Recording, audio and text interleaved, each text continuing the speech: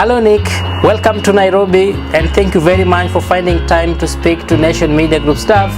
My name is Edwin Okoth. I'm sure you remember this face. We shared a lot of time at the Oxford University when I was attending my fellowship at the Reuters Institute. I benefited a lot from your insights in digital media, and I am so happy that we have found some time for our staff at the Nairobi office also to benefit from the insights you have. I think it was a great experience, just the whole networking interactions, especially with the different nationalities. That was our best time, especially seeing that there was also a previous staff member from the Nation Media Group who had attended. That's of course Edwin Okoth. So he kind of assisted me to ensuring that you can settle in well. That relation and that interaction with journalists from across the world really opened up my mind, I should say, into even just the research I was undertaking, which was more on what the Nation Media Group can learn on business reporting, especially in the developed world. My only other hope is that they will also be able to know from you how money is made on the digital platforms, because there's all this pressure to go digital, but I'm sure my seniors there are asking, so how do we make money from the online?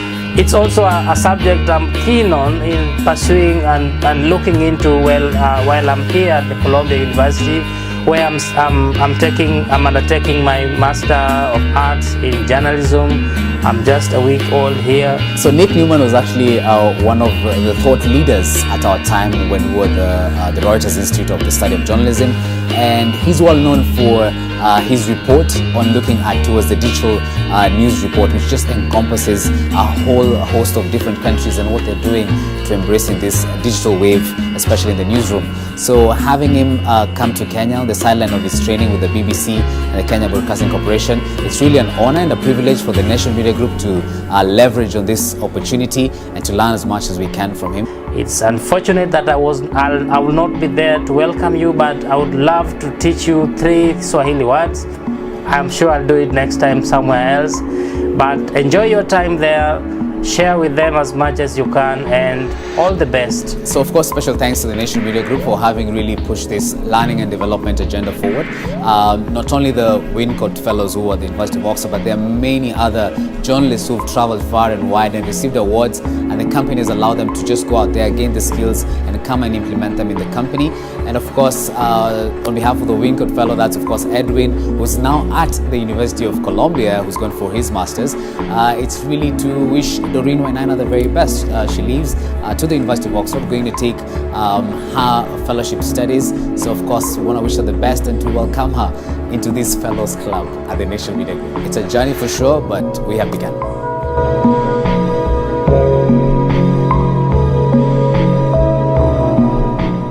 He was a founding member of the BBC News website, leading international coverage as a world editor. That was between 1997 to 2001. So he was also the head of product at BBC News. He also helped to introduce innovations such as blogs, podcasts, and on-demand video.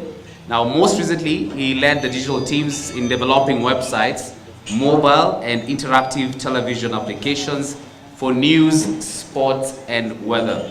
He's also played a key role in the part of development in social media strategies and guidelines for the wider BBC.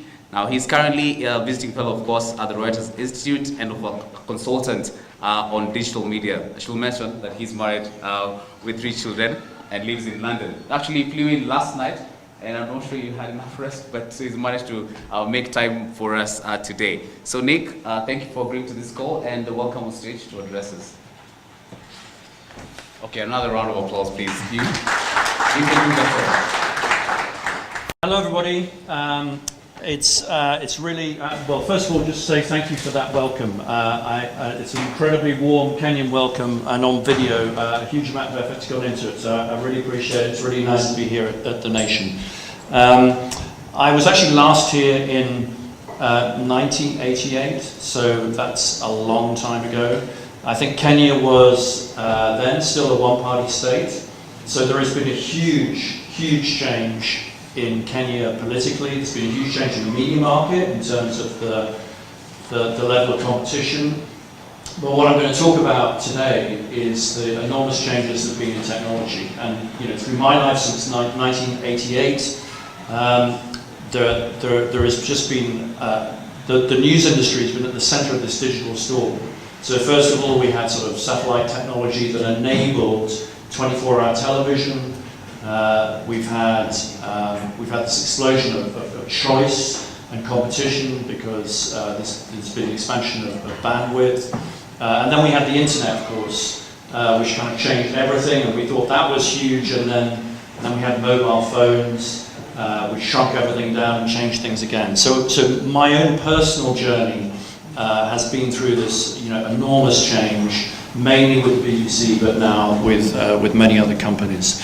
Laban's talked about my experience, but I know that going through convergence, which is what you're going through, is a very scary thing, and I'm here to tell you that there is a future and you can come out the other side. So I worked at the BBC for 20 years, I worked in radio, I was a radio person, then I was a television person, and then I was involved in the setting up of the BBC News website. And now people in the BBC work across all of those things in a really integrated way, and I know you've made a fantastic start in doing that. I also work with a number of media companies across Europe and helping them with some of these issues of digital transition. So I know how hard it is and how hard they find it to change from being a print journalist to being a multimedia journalist or a television journalist and being involved in online. It's really, really tough. And so I help a lot of these companies. And then Laban very kindly mentioned a big report we do. So it's the biggest news survey in the world, actually. We look at 36 different countries and we look at how the media is changing, particularly in terms of digital. And I'm going to share a little bit of the data with you this morning even. My jet lag is kicking in. So I wanted to start with, so I mentioned the internet, and the first 10 years of the internet was very interesting. It was about the BBC, for example, putting its content online. That's essentially what it was about, just getting online and having people use the services.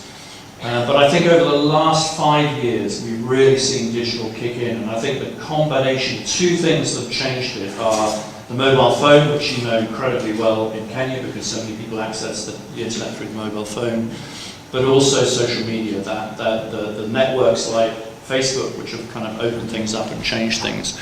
And I wanted to show you this picture because it to me symbolizes the transition, this enormous power and change that we've been through in the last 10 years or so. So the first picture, these are two pictures taken from the same place in St. Peter's Square in Rome. And the top one you can see there is a whole load of people in 2005 who were in St. Peter's Square waiting for the Pope to do his address. And you can see there that they don't have any, they've come into the square, maybe they read a newspaper in the morning or watched the television. But by 2013, just look at the change.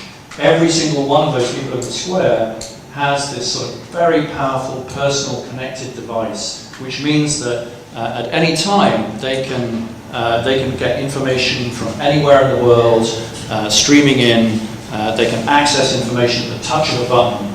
But also, crucially, they can actually shape their own narratives, they can tell their own stories, they can take pictures and they can share them with friends around the world. So for me this is a really interesting change, and I think it's been really transformational for many people. What does that mean for media companies? Well, when I was running the BBC News website and the product side of the BBC, 10 years ago, we started to invest in a mobile site for the first time, and we had about 1 or 2% of our audience that used the mobile site. Most recently, around the election in the UK, but also around the Brexit vote, what we found is 80% of all the traffic to the website came from mobile phones. So this huge change where people were previously accessing us all in the office, now they're accessing us any time of the day through these mobile phones. So 80% of all the traffic to the BBC News website came from the mobile phone. So people basically waking up in the morning wanting to know what was happening. And you can see this chart on the left here, on the right there. So you can see the change. The blue line is the smartphone. So we've gone from about 25% of people accessing via the mobile phone, news from the mobile phone, to 50%. So it's doubled and fewer people are using these big, clunky, fixed-line computers. So the orange line is reducing. So the mobile phone has been an extraordinary change. Just to give you an example now, in the UK, across the 36 countries that we look at, almost half of us are using our smartphones in bed to access the news. Unbelievable. 32% are accessing the news from the bathroom or the toilet. More in some countries than in others. I won't tell you which ones. So these are some of the amazing changes that have happened to media. Media is literally everywhere, and these powerful devices are changing it. They're also unbelievably important and powerful as journalistic tools now. When I came to Kenya in 1988, I had a very big, old-fashioned radio tape recorder that I had to do the recordings on, and then I had to ship them back to London. Now everything's instant. These things can do high-definition live streaming. They're incredible devices for journalism as well as for consumers. So I'm going to ask you a question. So what was your first touch point with news this morning? So put up your hands if the first news you heard this morning was from radio or television. So if the first bit of news you heard this morning was from radio and television, anyone put their hands up for radio and television? Okay, nobody? What was your first touch? Put up your hands if your first touch point was a smartphone with news. Okay, so that's pretty much everybody in the room. Maybe you're not a typical audience, or maybe you are a typical audience. When I asked that question in the UK, I have a much more even split, so there's a lot more people who access, whose first touch point is still radio and television. Maybe you're ahead. Maybe you're ahead. So these are the statistics in the UK. So radio is still really popular in the UK. So a quarter of people, the first touch point with news is via radio, and 16% by smartphone. In the US, the smartphone's already overtaken radio, so it's become a really, really important part of news. Okay, so when you pick up a smartphone, what do you look at? So do you go directly to the website of The Nation, or do you go to your social media feed or your email? So put up your hands if the first news you get is you go directly to a website or an app. Put up your hands if the first news you get is from social media. This is scary. This is scary stuff. So in the United States, you're even more connected and social than people in the US. In the US, half of the people who pick up their smartphones, the first news they get is scrolling through their social media feeds, and they come across the news that way. So they don't even go directly to your website. Only 23% go directly to the website. In the UK, so this is the one on the left, 48% of people, when they pick up their smartphone, the first news, they go straight to a news website. And that's largely because the BBC is such a powerful force in the UK. So many people have the app on their mobile phone. But still, a third of people are using social media. So the impact of the combination of mobile and social is truly transformative. I call it the second digital revolution. And generally, in terms of technology, the really scary thing is that we haven't seen anything yet. Technology tends to go in 10-year cycles. So you've got mainframe computing in the 1960s, then you have mini computing, personal computing, the desktop revolution in the 1990s, and then over the last 10 or 15 years you've had the mobile revolution. But that then begs the question, what happens next? So we're due for another revolution, another wave of technical change, again, which will impact journalism in huge ways. So, we don't know what those things are going to be, but people are talking about artificial intelligence, people are talking about automation, which will, enable all kinds of new things in terms of journalism, but also potentially threaten jobs. So there's a huge additional change coming. People are talking about voice. What comes beyond the smartphone? You won't even touch the smartphone, you'll just talk to your computer, you'll ask it questions, and it will reply in voices. These are some of the technological changes we don't need to think about now, but we're going to need to think about in the next few years. because it's the thing that follows the mobile, which has already been really transformative. So what does this mean for broadcasting? What does it mean if you're a print journalist? You know, how is this affecting traditional media? And at the Reuters Institute, we sort of study this stuff over time. Unfortunately, we've only been studying it since 2013. But what this chart shows is the impact over time of television, of the internet on television and on print. And what you can see in the UK is essentially a slow decline in television. So overall, television is still very strong, but fewer people over time are watching television. That's the red line. And online, for the first time in 2015, or between 2015 and 2016, has overtaken television as the main way in which people access their news. And if this chart went back, you would see from 1997 that blue line going from nowhere to effectively overtaking television. But the biggest change you can see there is the decline of print, and many of you I know work in printed newspapers, and obviously that's a real problem. It's not a problem for journalism or the nation, because you can reinvent what you do and the values in that blue line or in the red line, in the television and the print. So in terms of audiences, you're still involved in two of them. Even if print declines much, much further in Kenya, as it is as well, then you still have those two lines. The question, as people asked me in the video at the beginning, is how to make money out of it. That's, and I don't have great answers for that, nobody does. The other big change you'll see here is the rise of social media.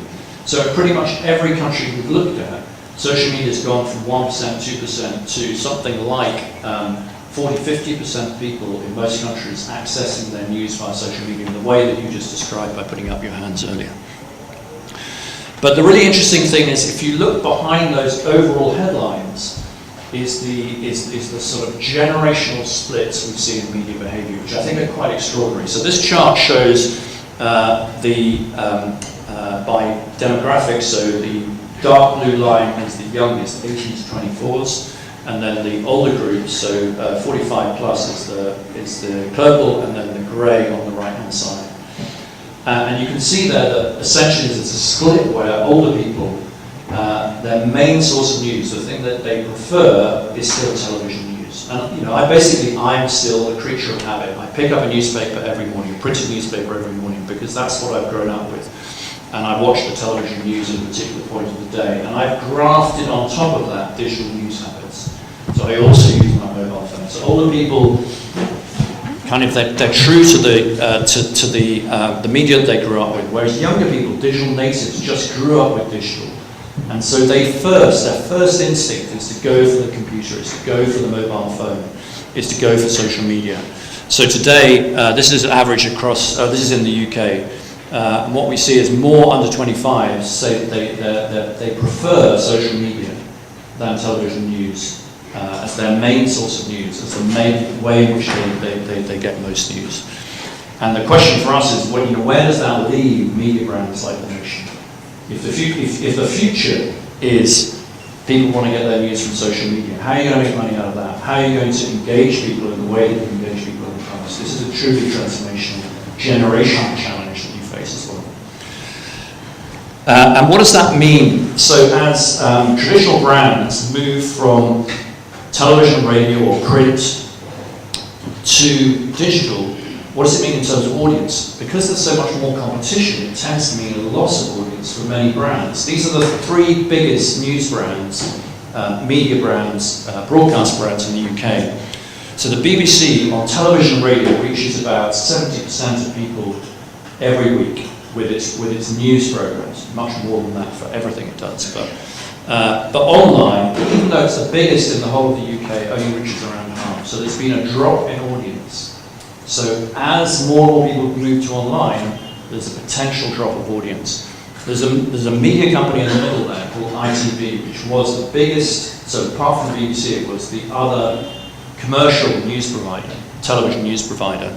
And it's gone from having a third of people every week who access it on television and radio still, only 2% access it online. And that's because they haven't invested, they haven't changed their strategy, they haven't done what you've done, which is to really invest in the digital future. And the result is that they're still making money today, but in 20 years' time they're going to be completely irrelevant. nobody's going to be interested in them because they haven't invested in the change that they need around digital that they need to make. So this is a real challenge in terms of investment. So just to finish, I'm going to talk about 5 things that I think you need to think about in terms of, from our experience at the BBC, about how to succeed in digital. And quite apart from the one thing I haven't mentioned, which is the quality of the journalism and your product. So that's the heart of everything. But beyond that, how do you take what you do and what you've learned at the Nation and turn that into something that really works digitally and hopefully makes money too? So just 5 lessons from what we've done at the BBC. So one of the things that I learned really early on at the BBC was the most important thing is about online is that the consumer is in charge. So instead of broadcasting at people, the consumer, whenever they go there, they want to find the very latest news. So this idea of being always on, 24 hours a day, you have to be there with the latest news, which is really challenging. So if you're used to a print deadline, you don't have to worry about that. You can go home, but you can never go home in digital. You're always on. When we started the BBC News website, we decided to put on the masthead of the banner this slogan, updated every minute of every day. It wasn't quite true. So we had a few technical processes that updated a few things. Because we only had about 10 people working on the website. We couldn't update every story every day, it was impossible. But that was almost like a sort of a clarion call, it was like a mission statement. This is where we want to go to. We understand what it is that you want. And today the BBC News website is updated every minute, every day, and when something happens, you go there and reliably, you know that the latest news is going to be there. That is what online is about. And the result of that, this was some research we did a couple of months ago for the Westminster attacks. And because we established that reputation of whenever you went there, we were going to be first with the news and we were going to be right. The BBC does incredibly well whenever a big breaking news story happens. So this was the Westminster terrorist attacks. You can see the orange line there is the BBC, and then the next one down is the Guardian, the blue line. You can see how far the BBC is ahead in the initial stages of that story. So when the story breaks, people turn to the source that is most reliable and is always on and is always right. So it's not always about being first, because often Twitter or social media is first, but you have to be right, but you have to be reliable, and it's that difficult balance that we try to strike. So I think always on, always right, and part of the benefit of that, of having that reputation online around news, is if you go to Twitter, the BBC has 34 million followers. So when they put out a breaking news alert, 34 million people around the world are seeing that. So there's real value, and it really complements, I think, television and print that do something else. So print, you can relax with it, you can analyze the news. It changes the nature of print. So it's the complementary nature of what online does, and then television does something different, and print does something different again. The second lesson I've learned is don't just broadcast. So I started my career as a broadcaster, and I never heard from the audience, or maybe we got a letter 2 weeks after I'd done the broadcast. And fundamentally, this is a quote that I really like from a futurologist in the States, who talks about the mass media revolution, whether it's print or whether it's television, delivered the world to us. So through the pages of a newspaper or the television screen, the world comes to us. But all you can do is press your nose against the glass and watch it. Whereas this idea of personal media, this idea of it's a two-way trip. Not only can we, but we expect to be able to answer back. So this expectation that it sets up that people can be part of the conversation, they can also express their views. That's one of the reasons that so many people use social media, because they like to talk about things and to feel that they can help shape it. What does that mean if you're a print journalist? It's not anymore just about doing your story and broadcasting it out when it finishes. This is BBC's political correspondent, one of the top journalists in the BBC. And here she is, she's just about to do a broadcast, but notice in her hand there she has a mobile phone. And on the mobile phone she is listening, she's having conversation with her thousands of Twitter followers all the time. So every day she's posting 20, 30 tweets, she's having conversations with people, she's having conversations with ordinary people, but also with influencers who are feeding her stories. So this idea of the two-way conversation, of Twitter as your contacts book, it changes what you do as a journalist, but also it changes your relationship with audiences. And it's a great way of getting new content, of strengthening the journalism. This was the Guardian newspaper in the UK. Do people know the Guardian newspaper? Very famous newspaper. When Obama was elected originally, they had this idea of, just send in this picture. They had this lovely idea of just send a message. And a simple message, just a picture, and they actually turned it into a book in the end. They turned it into a book. So fantastic, which they made money out of. So, amazing content which comes from the audience. So it's not just about you creating content, it's also about how you can harness the creativity of your readers and of your television audience. The third lesson I learned is that, as I said at the beginning, when we started in the BBC, we just put wire copy online and we put our television output online. But I think what we've realised over time is that new media requires new formats. So the article was made for print newspapers, it wasn't made for digital. So when you have a big breaking news story, like in this case the Barcelona bombs, or you could apply this to the Kenyan elections, and I saw The Nation did this on your website, actually you have little bits of information coming in, and the best way is to update that in chronological order. So there's a format called the live blog, which we pioneered in the BBC and has been used all over the world. But it keeps the television video at the top, and it keeps a summary of the main parts of the story, and then you have these sort of cycling little bits of information, very easy to update, and it's the way in which all major news stories are covered now at the BBC. So that's a new format. It's not the article. We often call about it beyond the article. And then, the internet demands visual storytelling now. So we're used to working in words, in print, but visual storytelling, telling stories with pictures is a very big thing. This is a format which we use using some commercial software called Shorthand. So it enables you to create these very visual stories, and this is one the BBC did very recently. It works on a laptop, but it also works beautifully on a smartphone, so it formats it automatically.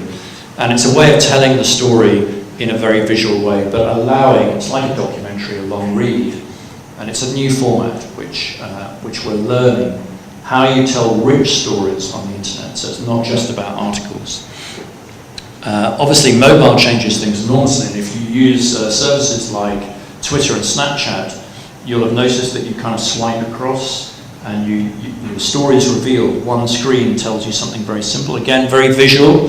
So this is a story that the BBC did a few weeks ago, and it was about people who have a party at the end of their education. So they call it a school prom, and this was a parent who was trying to basically pay for, the kids couldn't afford the dresses, so she was trying to get them paid for.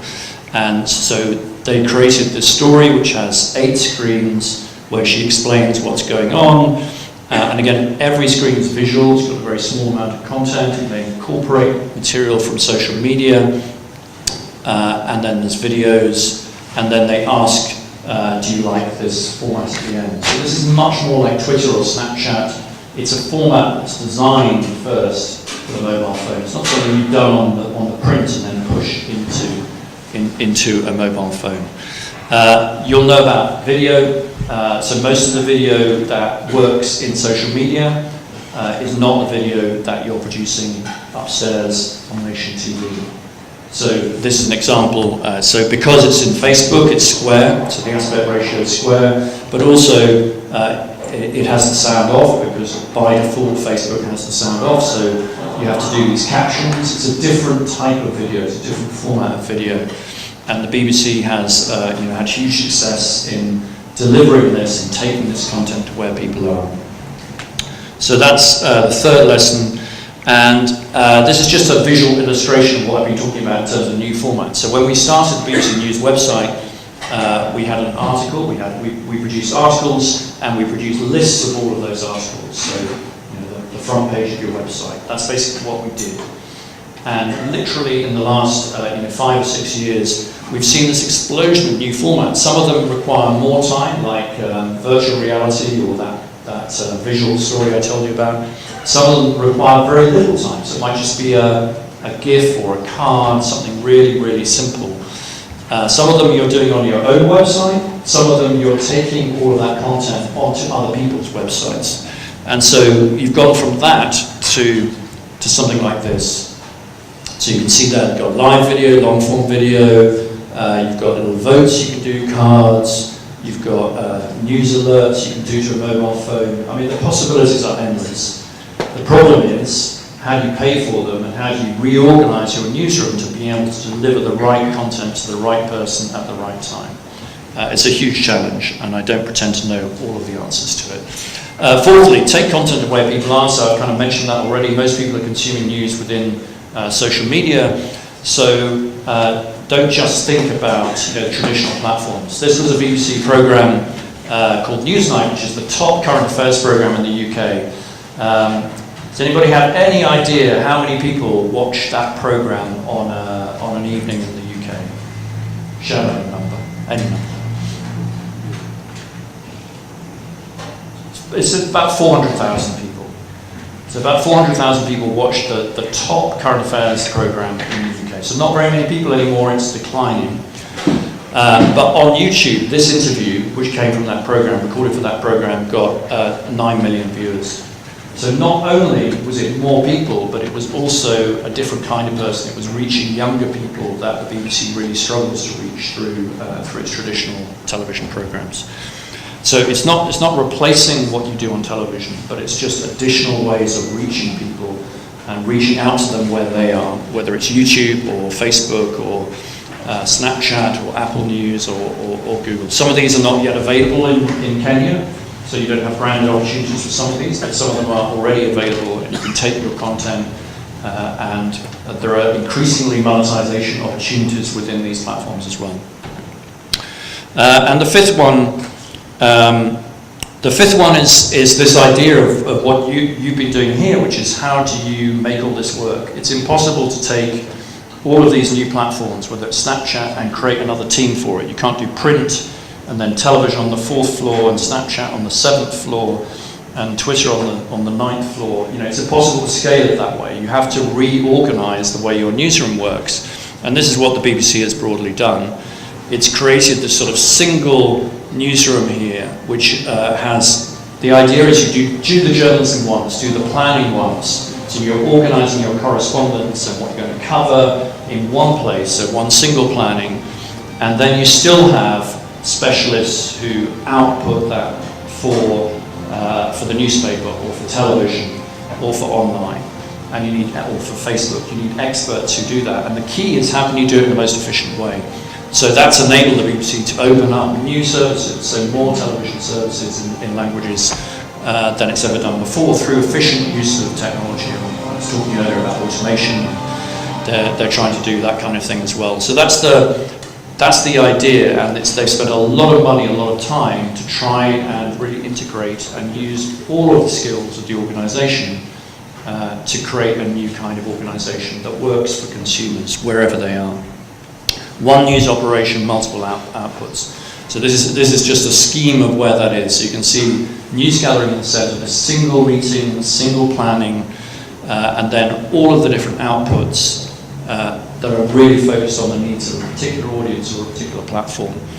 And the advantages of it are better planning, more efficiency, better reuse of material across English language services, and that support through technology. It feels daunting, but it's a change that I think is inevitable, that people are more flexible, but they also still have that focus on the quality of this particular output. I think that's the key thing. So what does it mean for the Nation Media Group? What does all this mean? So as I say, these sort of 5 lessons. Firstly, think about each individual platform and what it can do for you. They're all different. So television provides the immediacy, the drama, it's your friend in the living room.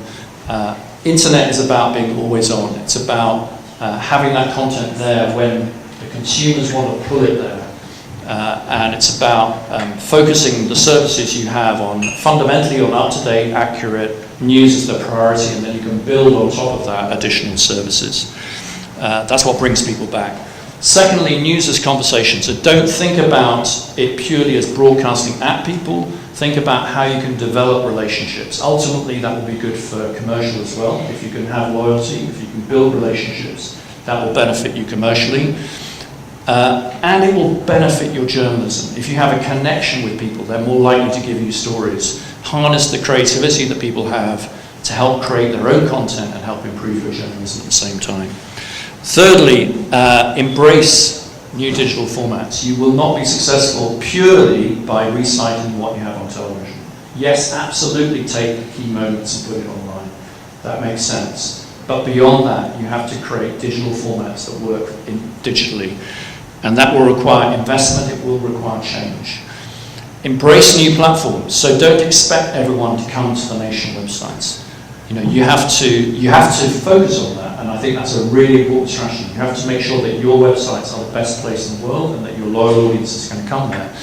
But you also have to take content where they are. It's part of the marketing opportunity, but it's also a way in which you're going to engage people who also come to your websites. And finally, you have to think differently about workflows, about what your job is. Your job is to tell stories in whatever medium is the best way to tell stories at a particular moment in time. That means integrate newsrooms, it means flexible working, and it means new thinking. So hopefully a few useful thoughts. It's been really, really good to be here. I'm looking forward to looking around and meeting more of you this afternoon. And I'm be very, very happy to take questions if there's any time for it. Thank you. Thank you. Ladies and gentlemen, also. Come on, guys. Simple. Yeah. There we go. Yeah. Okay, are we there? So somebody on your left and your right, and you have the index finger. So to the count of 3, you're meant to grab that index finger, and before you grab, you pull down this, and as you grab this, so you make sure you grab the person on your right. To the count of 3, you grab the index finger as you pull down your other finger. Okay, you grab the other person's index finger. Okay, with that, let me see. All right, that's all right. Good people. To the count of 3, remember. Okay. 1, 1, 1. So 1, 2, 1. 3. Alright, you can go. Just raise up. Okay. One more time. Alright, are we there? One more time. Okay. Okay. 1, 1. It's 1, guys. It's 1. 3. Oh no! Cheating. Got you twice. Okay. Very difficult questions. Yeah, so I've made so many mistakes, and I think let me think of some. I closed down the BBC's email service, for example, about 8 years ago because we had to focus, because in digital you have to decide what you're going to do, and an email, as you know, because of mobile and everything else, has come back and is now an incredibly important way in which people get their news first thing in the morning. So they just brought it back. So they just relaunched an email service. So I was the person who closed it down. That's just one of many, many mistakes that I've made. In terms of innovation, I think, sometimes people talk about you need a department to do innovation. I think it's more about the people you employ and the processes. It's more about saying that we're going to invest in people to do innovation, or we're going to invest in enough people internally, designers and technologists, who are going to help us with the journalists work out what's going on. So I think the biggest progress that BBC's made in innovation is actually investing in the people to do the innovation, and into these sort of really agile ways in which you experiment and see what works and then change it.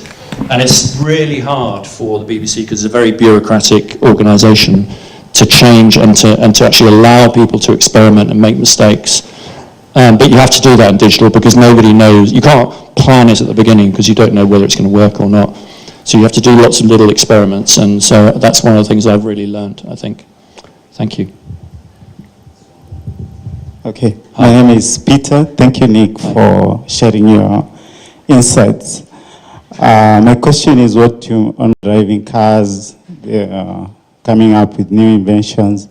So what would you suggest that we do, or what are you doing yourself to prepare for that future? Another really good question. So how will artificial intelligence change things? I think I think back to social media about 8 years ago, when people were saying, well, how's social media going to affect us?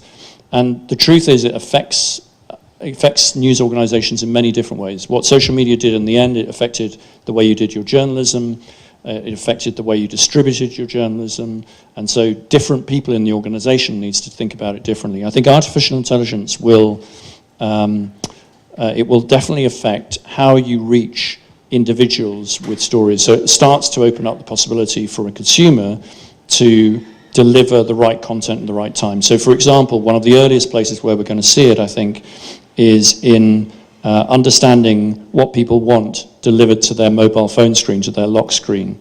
So based on what you've read, people will then, there'll be technology that will understand that and then will send out the right story with some help from the newsroom. So it's actually how you're using all of that data, processing that data, and then sending it out so you can deliver truly personal media for the first time.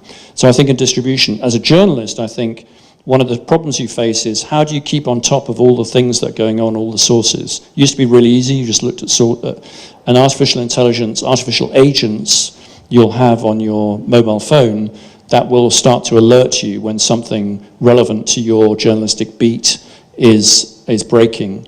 So that's about intelligent agents, artificial agents, who are working on your behalf to look at all the sources, and then when something is trending that they think is going to be relevant to you as a journalist, it will tell you about it. And then the whole sort of automation of workflow. So there's systems that allow you to create videos automatically from a text story. I don't necessarily say you should do this, but there are systems that intelligently look at all the text, analyze it, match it up with video content that you have in your databases, or if they don't have video, then they'll put slideshow and graphics on and create a video automatically. So this is the kind of change that technology is going to bring over the next 5 years. So automation, helping journalists do their jobs better, and delivering the right content to the right person in a truly personal way. I think that's how artificial intelligence will play out. Thanks. Thank you. I'm going to turn on. As far as online journalism and digital platforms are concerned, any lessons we can learn from you? Thank you. Sorry.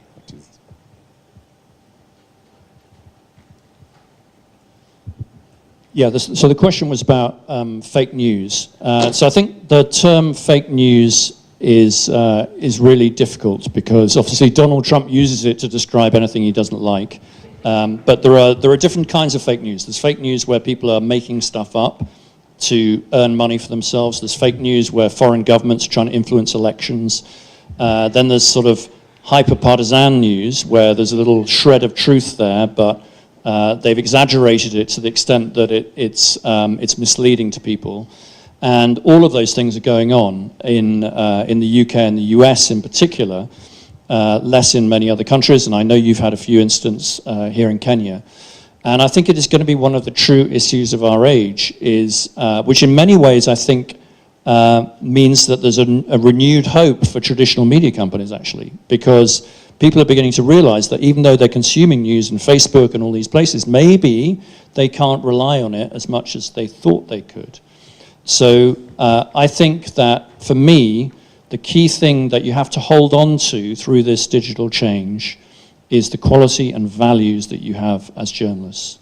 That what you're doing is not chasing Twitter to the bottom, you're not chasing everyone for speed. It's got to be about truth and independence and all the things that you stand for.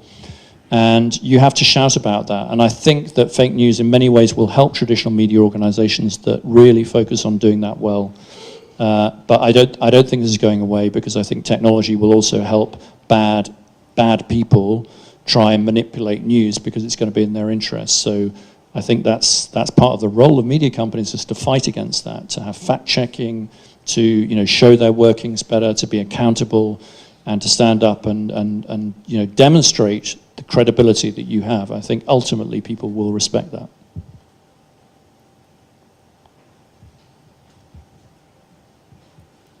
Question. Yeah, how do you make money? I think there was a sociologist in the States who said the old models are broken and the new ones haven't been created yet. And I think that means it's a really difficult time for media companies. But I think we're starting to see now, certainly in Europe, we're starting to see some positive signs. So for quality media, particularly for financial media, and I know you have the leading business newspaper here, there is definitely a digital future which is paid for. So we're seeing people subscribing to information that is valuable to them.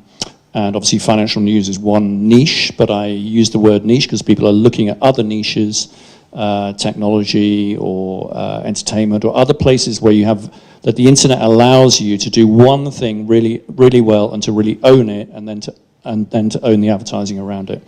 So whereas we've been used to mass media that tries to do everything for everybody, I think there's still a role for that, but also I think exploiting the niches is what the internet does really well. And what many media companies are doing is thinking about how you do that really holistically. So it's not just a website, it's a website and a publication and an events business and advertising and sponsored content. So you do all of those around specific niches. I think it's very hard to make money out of politics and general news, as people are finding.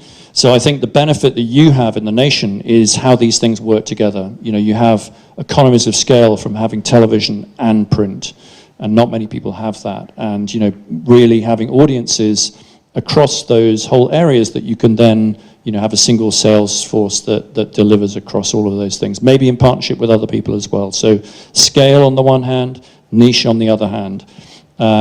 And I think the other thing is just to say is that you won't just have a single revenue source. So it's, newspapers had advertising and some reader payment, but the media companies of the future are going to need 5, 6, 7 different revenue streams, and all of that needs to go to fund a sort of single central engine or newsroom that is going to continue to deliver great journalism. So that's a long answer. The short answer is, I think there is a strong future for media companies. You have to take the long-term view, and you have to remain absolutely true to the quality of your journalism to make that work. Ladies and gentlemen, that's it for now. But I want us to Pasha. There'll be a vote of thanks, but I want us to, everyone, how to Pasha? It's a bit cold out there, so let's all Pasha to Nic Newman. Thank you so much for being here. On behalf of all the fellows and who've worked hard to take over from here. Thank you. I would just like to have sub-editor. Juliet passed on Saturday. She had complications as we stand together with her family. Thank you.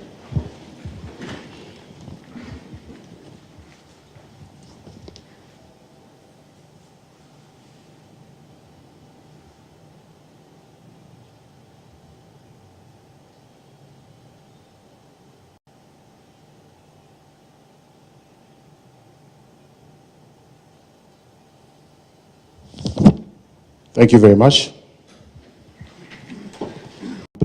We've come a long way, and we are trying to transition into a modern media organization with a lot of focus on digital.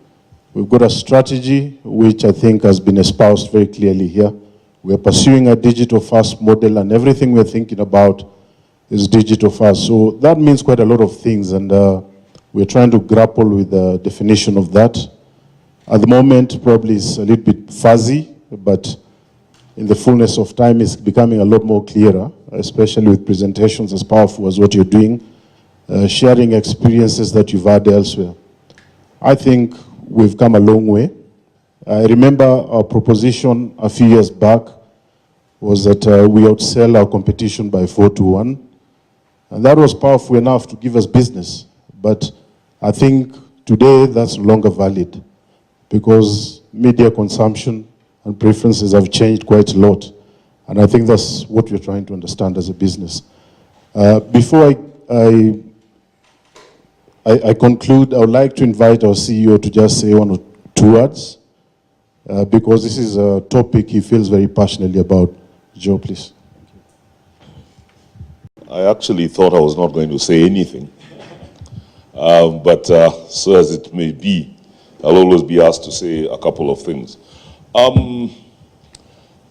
It's a journey we started, at least I've been here 2 years, and I've been talking about this subject quite a bit. And the last slide that Nic put up, the one that said, what does this mean for Nation Media Group? One of our colleagues was kind enough to take a Photoshop of it and circulate it. That's how the world works today. And a couple of, I put 5 points out, and the first one was, it's always on. So we've got to focus our services and make sure they are up to date. News as a conversation, new digital formats, embrace new platforms, and change workflows. If you asked me, where do we struggle? The last one, change workflows.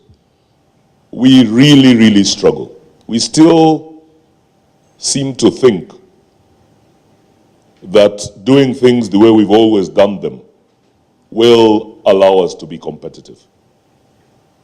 That's about the one set of people organizing the news and then spreading it out using different platforms. And there was one slide you put something similar out. We struggle, we still want to operate the way we've always operated in. Certain groups come together, but they're physically together and still doing the old things. And the other thing that we also struggle with is embrace new platforms. Now, it is fine to celebrate operating with these gadgets and producing content. And that, by the way, has been a change that we've done, I think, fairly well. It's enjoyable when you can use your phone from Eldoret, have backpacks all over the country, and we get the content. And I think we've done a fairly good job at it. The issue, for me, the other place where we need to really, really get our acts together is ensure that we are distributing our content in the manner that the consumer wants to consume it. Because if we keep to our traditional distribution avenues, which is the newspaper, and then we'll be very happy because everybody's come to our website. People are moving on, and the change and the speed at which things are changing are so quick, we've got to keep alive to the fact that things are changing and are moving on. And what I find very interesting is there's a very clear disconnect between how we behave in our personal lives and how we want to operate as a company. So a lot of us are consuming all these new media to communicate to our friends in the social world, and we are quite up to speed with it, but struggle to use those same mediums from our own content that we generate. And by the way, we generate great content. We are very, very good at that. But it's got to be consumed in the manner that the consumers would like to consume it, not in the manner that we like to put it out. And I think once we figure that out, we'll be home and dry. I think, I don't want to belabor the point too much. What it was on my day, we got somebody else to give you their experiences, and hopefully you've learned a lot. You will be meeting other people around the company, I believe, during the day, and I'm sure you'll share, and if you see him, don't hesitate to ask him a question. So thank you very much. That's all I will say. For those on the 3rd floor who I didn't meet on the 5th floor just after the elections were done, well done. I think we've done a decent job covering the election. The story unfolds as you all know. I met Kamau earlier in the lift, and I told him, looks like content is not going to be your problem. So the problem is, how do we get this content and make sure it's consumed in the manner that the consumers want it? But somebody else has said it, not me. It's very difficult to make money with politics. So we need to figure out how to put these things online and how to make money. So I think we've done a great job thus far. I think we've given our competition a torrid time. We've been very competitive, and I like being competitive, and I like winning competitive games. So there is a story going into the next, I don't know, 60 days, 3 months, I don't know how long it will take. But we need to be responsible. We need to stick to our values. People will watch us because we are strong on the journalistic values and the other content that we generate. And we must also remember, politics is not the only thing people consume. There is a lot of other things people are still interested in, and let's make sure we put them out and keep people going. So thank you very much. I think I don't know, hand over to you, Gideon. Thank you very much, Joe. Without much further ado, what I'll do at this point is to ask you, let's give Nic another round of applause. Nic flew in last night at 9 p.m. and he was here on different business. He's here actually at the invitation of KBC and BBC to conduct some training alongside the same issues he's been speaking about here. And they say information is not costless. And for this purpose, Nic actually agreed to do this at no cost, which I think is quite something. So thank you so much, Nic. I would like to invite Nic back to the podium, and Joe also, please. We've got a small presentation to make to you. Present a small token to Nic. We do appreciate. Thank you so much, and we look forward to probably interacting with you in the course of the day so that we can learn more from your experience. Thank you so much.